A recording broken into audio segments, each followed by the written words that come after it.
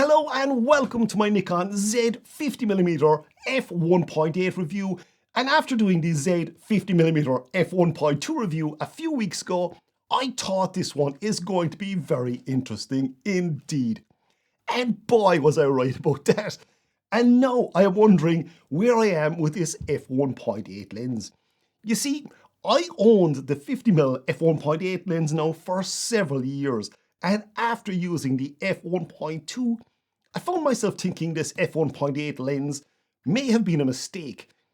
And right now, I'm more confused than ever for a few very good reasons. So come on, let's get into it, and I'll talk you through its optical performance, my experiences with it, and if I'll be keeping it or not.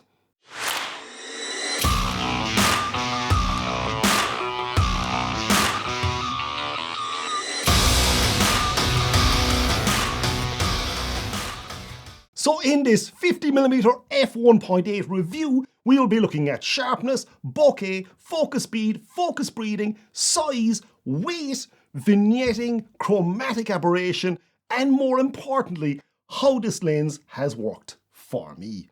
Now, I have used this 50mm f1.8 lens on the Nikon ZF, the Z6 II, the Z7, and the Z8 of course. And I always thought, wow, this lens is amazing, and how could anything be better? But that damned Nikon Z f1.2 lens kind of pulled the rug from under me and made me think I had this lens completely wrong. Now, in that f1.2 review, I mentioned I currently own the F-mount 50mm f1.4G and the Sigma Art 50mm f1.4 lens. So there's going to be a big group test coming up on all these lenses, including the f1.2 lens, of course. So stay tuned for that one and make sure to subscribe, and I would really appreciate it if you could take the time to like the video and leave a comment if you enjoy these videos, of course. You know, that just helps to get the content out there. So thank you for taking the time for that. This lens is an S-line lens, and while it is just the focus ring and the auto manual switch on the side, don't be fooled by it, as it does pack a massive punch for such a small compact unit. So looking at the lens here now, there are very few notable points about the lens other than the fact that the actual focus ring is beautifully smooth, as you would expect out of an S-series lens. And again, by the way, the focus throw is about 90 degrees. Then you have the auto manual switch, and that's basically it. The actual front filter threads then are 62mm threads. And one thing you will notice here is the front element is quite small. So it's not one of these madly impressive, massively large front elements. In saying all that though, the build quality on this lens is really, really good, and you are getting exceptional value for money here. Speaking of size, just look at how small it is. It's a really nice compact size and very easy to carry around without attracting too much attention. Now, it's not heavy either. Weighing at just 418 grams, this is really light. So having this lens live in your camera bag is no issue at all. In fact, whenever I go out on a commercial shoot, it's always in my bag.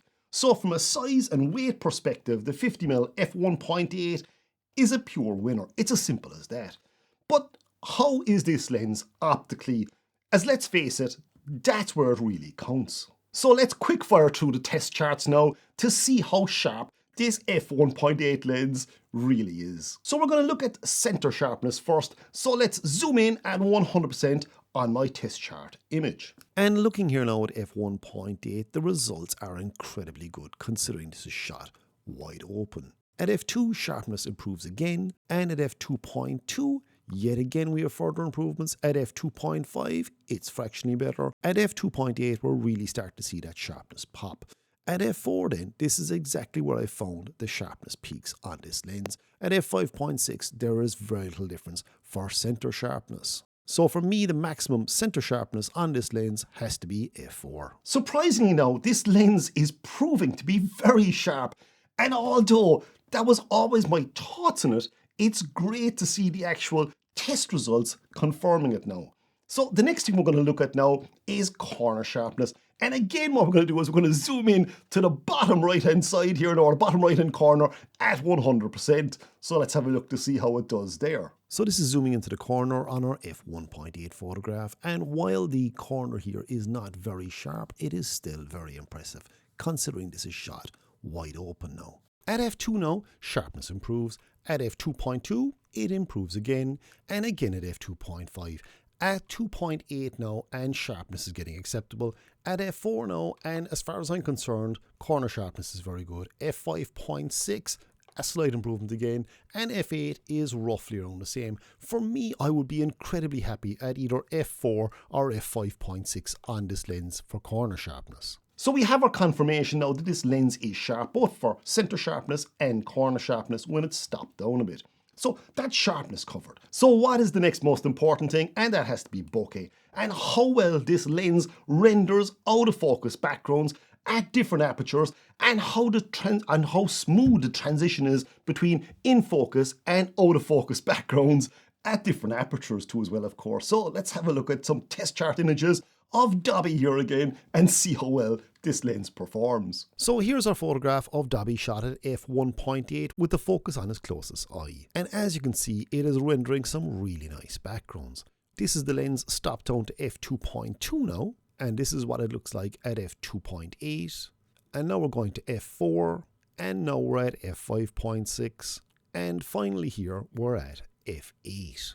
So just going back to the f1.8 photograph here now, it does render some very nice backgrounds, and again the performance has been exceptional from this lens. So next up now we're going to have a look at focus speed and how quickly this lens focuses. So let's get into that part. So here we have my good friend Dobby, and as you can see we're focused in the eye. So now we're going to focus in the background, and you can see how quick that was. And now focusing back on the eye again, and that is really snappy, really fast. Then focusing on the bottom left hand corner here on the matte, and then moving up towards the middle of the matte. So this will give you a very good idea of how fast the focus is in this lens. And now we're going to have a look at focus breathing, again in exactly the same scene with Dobby here, to see how much focus breathing there is in this lens, because that is incredibly important if you're a video shooter. So here I'm going to alternate between the close-up subject and the background, so you can see if there is any focus breathing in this lens. And as you can see, there is absolutely pittance in this lens. So focus breathing is no issue in the 50mm f1.8 lens. Okay, so when it comes to focusing, this lens passes with flying colours. It's as simple as that. But let's have a look at a few more of the more technical aspects of this lens and how well it performs optically as regards vignetting, chromatic aberration, distortion, and even looking to see how it performs as regards sun stars too as well. So this test chart image shot at f1.8 is showing some vignetting, but again, this is a white background and you are not going to notice this in real world images. It is very, very, very slight. When we stop the lens down to f2.2, you can see it helps it. Then when we go to f2.8, as far as I'm concerned, that vignetting is gone. So vignetting is no issue whatsoever in the 50mm f1.8. Looking at distortion now, you can see again this lens behaves incredibly well. There is a very fractional amount of barrel distortion there, but it is only very slight and nothing to be concerned about. So looking at starbursts now next, and looking at the lights in the background. This photograph is shot at f11 and you can see the starbursts are starting to pop through now. Once we stop down to f16, you are getting some really lovely starbursts on this lens. So looking at contrast here now, and I want you to focus on the black around the eyes. This is shot at f1.8. Now we're going to go to f2.8, and then we're going to f4. And as you can see, the contrast is improving every time we stop this lens down. Showing the two side by side here, you can see f1.8 and f4, and there is more contrast in the f4 photograph. So looking at chromatic aberration now next, and even if I zoom into any part of this test chart, you're not going to find any chromatic aberration. Or the sample photograph here of my camera on a white background, there is no fringing showing up on this shot. So chromatic aberration is no issue whatsoever on this lens. Okay, so now we're at the review conclusion, and I have to say, this Nikon Z 50mm f1.8 lens, for its price, its size, its weight, And just down to its sheer optical performance is truly remarkable. It's as simple as that.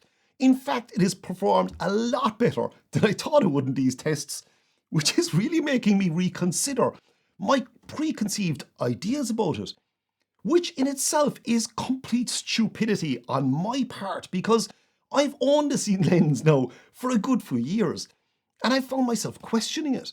And it all comes back to that f1.2 lens and how it made me doubt the f1.8's abilities. And is there really that much of a difference between the f1.2 and the f1.8? I know I said the f1.2 was amazing and it was an absolutely beautiful lens to use, but I am definitely going to be doing that group test over the next week or two. And the main concern for me personally is how much of a difference there is between the f1.2 and the f1.8 lens, because this is very personal for me because I have the 1.8 and I was seriously considering the f1.2. And being brutally honest with you, what happened to me after doing the f1.2 lenses, I actually had put that in my shopping cart and I nearly bought it. I was actually this close to buying the lens, but I said, look, before I do that, I'm going to give the f1.8 another chance and give it a real going over and see how it works. And about halfway through this review, I actually stopped and I didn't buy the f1.2 lens because this lens really impressed me. I did buy a lens, and again, me being incredibly stupid, no, it wasn't the 50mm f1.2 lens, of course, because that would have made logical sense. Instead, I went away and I did something completely different, as only I can do. So this is the lens I actually went with. And of course, it is the 85 f1.2 lens. Because logically, when you're thinking about buying the 50 f1.2, of course you don't buy it, you buy the 85 f1.2. Don't know why, it makes no sense in my head. But yeah, I bought this, so I've had this now for about a week. There is not going to be a review on this lens for at least another week or two because I want to test it out properly first before I do that. So stay tuned for the review on this lens, probably in the next 2 weeks or so, and also the 50mm group test, because that is something I am personally really looking forward to see exactly how much of a difference there is between the 50mm f1.2 and the 50mm f1.8, and if this is going to be staying in my gear bag or if I'm going to be buying the 50 f1.2. So until then, see you out there or see you in the next video.